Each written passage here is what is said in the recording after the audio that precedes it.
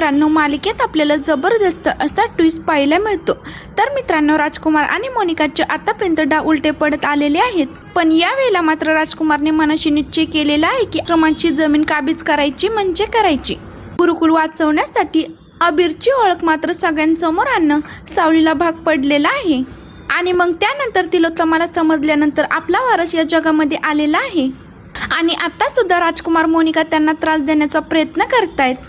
तेव्हा मात्र पेटून उठलेल्या तिलोत्तमाने असा काही निर्णय घेतलाय, मोनिका आणि राजकुमार यांनाच या प्रॉपर्टीतून बेदखल केलेला आहे। तर मित्रांनो, अबीरचं सत्य सावलीला काबर समोर आणावं लागलं आणि अबीर सारंगचा मुलगा आहे हे सत्य सावली डायरेक्ट तिलोत्तमाकडे येऊन का सांगते, सारंगला का नाही सांगते, या सगळ्या प्रश्नांची आज आपण या मालिकेत उत्तरं जाणून घेणार आहोत। त्यामुळे व्हिडिओ अजिबात स्किप न करता शेवटपर्यंत नक्की पहा। चला तर मग व्हिडिओला सुरुवात करूया। तर मित्रांनो, इकडे सावलीला मात्र डाऊट आलेला असतो। सावली मनात विचार करते आणि म्हणू लागते की नेमकं काय झालंय, म्हणजे मी आता सारंगला सांगू का, याच माणसाने आपल्या मुलीला पळवलं होतं आणि आता सुद्धा तो इकडे आला आहे। तो नेमकं इकडे कशासाठी आलेला आहे, तो अबीरसाठी आलेला असेल का? नाही, अबीरच्या जीवाला धोका आहे का? जर का त्याने माझ्या एका मुलीला पळवलं आहे तर मात्र त्याला समजलं असेल का माझा दुसरा मुलगा जिवंत आहे? तिलोत्तमा मॅडमनेच त्याला पाठवलं असेल का? आणि नेमकं मला तो आत्ताच का दिसावा? सारंग माझ्या आयुष्यात पुन्हा परत आलेत म्हणून तिलोत्तमा मॅडमने हे सगळं काही केलं असेल का?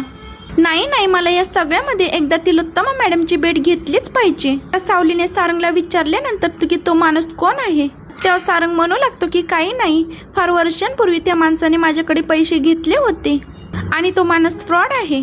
त्यावरती सावली म्हणू लागते की म्हणजे तिलोत्तमा मॅडमच्या प्लॅनमध्ये सारंग सुद्धा सामील होते का? नाही, तसं अजिबात नसणार। सारंग सर असं करणार नाहीत, ते आपल्याच मुलांचा जीव का बरं घेतील? आता सावलीच्या डोक्यात मात्र विचारांचं वादळ उठलेलं असतं। तिला काहीच कळायला मार्ग नसतो, तिला कळायला मार्गच नसतो की आपण या सगळ्यामध्ये नक्की काय निर्णय घ्यावा। ती म्हणू लागते की ते काही नाही, मी बाबांशी बोलेल आणि मग त्यानंतर ठरवते। पहिला तिकडे बबलू येतो आणि बबलू सारंगला म्हणू लागतो की सारंग दादा, मला काय वाटतं माहितीये का, आपण पोलीस कंप्लेंट केली पाहिजे। सारंग म्हणू लागतो की नको, एवढ्याशा पैशांची ह्याच्यासाठी पोलीस कंप्लेंट कशाला करायची? त्यावेळी बबलू म्हणू लागतो की म्हणजे तू तर म्हणाला होतास की ओवीचं। पहिला सारंग त्याला शांत करतो आणि सारंग सुद्धा तिथून निघून जातो।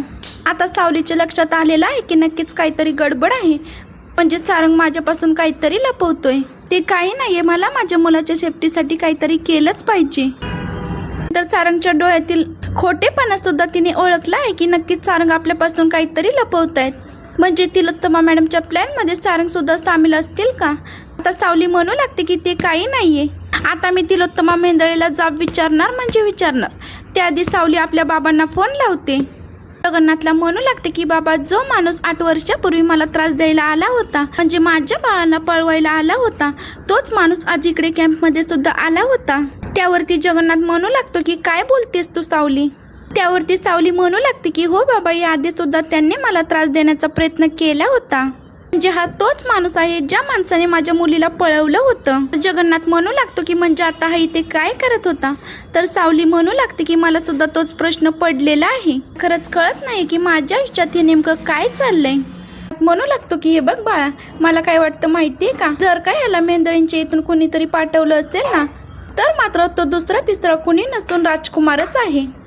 त्यावरती सावली म्हणू लागते की नाही बाबा, म्हणजे मला काय वाटतं माहितीये का, याला पाठवणारी व्यक्ती दुसरी तिसरी कुणी नसून ती तिलोत्तमा आहे। त्यावरती जगन्नाथ म्हणू लागतो की हे बघ, मला वाटत नाही की तिलोत्तमा हे सगळं काही करेल। तिला जर का कळलं असतं ना की सारंगचं मूल तुझ्या उदरात वाढते, तर मात्र तिने हे अजिबात केले नसतं। त्यावरती सावली म्हणू लागते की ते काही नाही, मी आता त्यांच्या समोर जाणार आणि त्यांना जाब विचारणार म्हणजे विचारणार। त्यावरती जगन्नाथ म्हणू लागतो की बाळा, मी तुला सांगणार नव्हतो, पण मला तुला एक गोष्ट सांगावीशी वाटत आहे। ती गोष्ट म्हणजे आता तिलोत्तमाने नोटीस पाठवलेली आहे। खरं तर तिने आपल्याला वचन दिलं होतं की नाही, जी ही गुरुकुलची जी काही जागा आहे तिच्यावर तिचा काही हक्क सांगणार नाही म्हणून, जोपर्यंत तो सारंगच्या आयुष्यात येत नाही तोपर्यंत। त्यावरती सावली म्हणू लागते की मग काय झालं? त्यावरती जगन्नाथ म्हणू लागतो की काही नाही, म्हणजे आता स्वतः तिलोत्तमाच्या नावाने नोटीस आलेली आहे आणि आता स्वतः तिलोत्तमाने गुरुकुलच्या जागेवरती कब्जा केलेला आहे। त्यावरती ती म्हणू लागते की मला खरंच कळत नाही की या बाईचं नेमकं चाललंय तरी काय। तर आता जगन्नाथ सांगू लागतो की सावली आता वेळ आलेली आहे अबीरच्या सुरक्षेसाठी आणि त्याच्या भविष्यासाठी तुला आता त्याची ओळख जगासमोर आणावी लागणार आहे. तर सावली म्हणू लागते की पण बाबा. तर जगन्नाथ म्हणू लागतो की पण बिन काही नाही, अगं कुणासमोर नाही पण तिलोत्तमासमोर तुला ही ओळख समोर आणावी लागेल.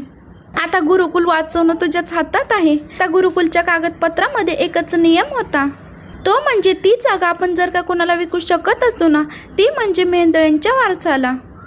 आता सध्याच्या घडीला ही जमीन आहे ती म्हणजे अबीरच्या नावावरती, आणि तुला कळतंय का, आणि त्याचमुळे अबीर या घराण्याचा ओरिजिनल वारस आहे. आता हे सत्य मात्र तिलोत्तमाच्या समोर आणलं पाहिजे, ते म्हणजे गुरुकुलसाठी, गुरुकुलातल्या मुलांसाठी. सावली म्हणू लागते की ठीक आहे बाबा, तुम्ही म्हणताय ना, मग आता या तिलोत्तमासमोर जायची वेळ आलेली आहे.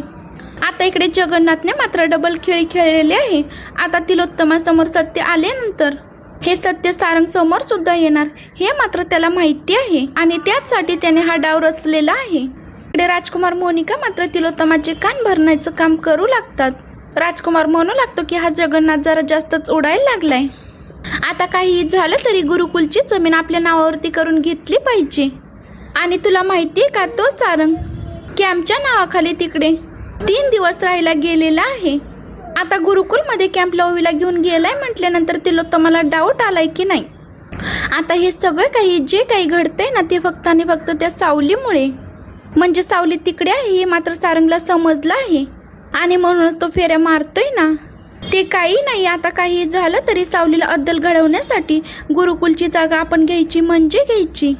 आता ती म्हणू लागते की गुरुकुलची जागा आपण घ्यायची म्हणजे घ्यायची, कारण या सगळ्यामध्ये मला दिलेलं वचन मोडलं गेलेलं आहे. जगन्नाथला तर मी नोटीस पाठवलीच आहे. आता काहीही झालं तरी मी गुरुकुलची जागा मिळवून राहणार म्हणजे राहणार. आतापर्यंत मी गप्प होते कारण मी वचनामध्ये अडकले होते, पण पुढच्याच व्यक्तीने वचन जर का मोडलंय ना, तर मात्र मला सुद्धा वचन मोडणं भाग आहे. ते काही नाही, राजकुमार ही जमीन आपलीच होणार आणि आपण ही जमीन ताब्यात घ्यायची आहे. राजकुमारला मात्र आता कळतच नाही की अचानकपणे तिलोत्तमाच्या मध्ये हा बदल कसा काय झालाय. आतापर्यंत ते सांगत होते की गुरुकुलची जमीन आपण ताब्यात घ्यायची नाहीये, पण आज अचानकपणे ती असं का बोलतीये. राजकुमारला मात्र हे सगळं काही माहिती नसतं. आता हा सगळं काही डाव खेळलेला आहे तो म्हणजे मोनिकाने ज्या वेळेला तिलोत्तमाला सांगितलं आहे की सारंग त्या गुरुकुलमधल्या टीचरला भेटायला गेला आहे, आणि त्याच वेळेला जगन्नाथच्या सांगण्यावरून सावली आपल्या लेकाला घेऊन इकडे आलेली आहे, आणि इथेच मालिकेतला खरा टर्निंग पॉइंट समोर आलेला आहे. आता ज्या वेळेला सावली तिने दिलेल्या तिलोत्तमाच्या नोटीसला चॅलेंज करण्यासाठी इकडे आलेली आहे, त्यावेळेला तिलोत्तमा सांगू लागते की तू तुझं वचन मोडलं आहे. तर सावली म्हणू लागते की नाही, मी माझं वचन मोडलेलं नाहीये. मी सारंग सरांना ऑलरेडी सांगितलं आहे की माझं लग्न झालेलं आहे, पण या सगळ्यामध्ये तुम्ही जी काही नोटीस पाठवली आहे ना, त्यासाठी मी तुमच्यासमोर भीक मागायला आलेली नाहीये, तर मात्र मी तुम्हाला कायदेशीरपणे उत्तर द्यायला आली आहे. खरं तर या सगळ्यामध्ये अबीर सारंग सरांचा मुलगा आहे, आणि तो या घराण्याचा वारस आहे, म्हणजे तो नक्कीच गुरुकुलची प्रॉपर्टी खरेदी करू शकतो. सई म्हणू लागते की मी माझ्या मागे गुंड लावली होती ना. त्यावेळेला तिलोत्तमा म्हणू लागते की नाही. आता मात्र तिलोत्तमाच्या लक्षात आलेलं आहे की हे कारस्थान करणारी दुसरी तिसरी व्यक्ती कुणी नसून राजकुमार आणि मोनिका आहे. आता तिलोत्तमाने मात्र राजकुमार मोनिकाचं थोबाड फोडत त्यांना मात्र त्यांची चांगलीच लायकी दाखवली आहे, आणि सावलीचा पुन्हा नव्याने गृहप्रवेश करून घेतलेला आहे. तर मित्रांनो, तुम्हाला आजचा हा ट्विस्ट कसा वाटला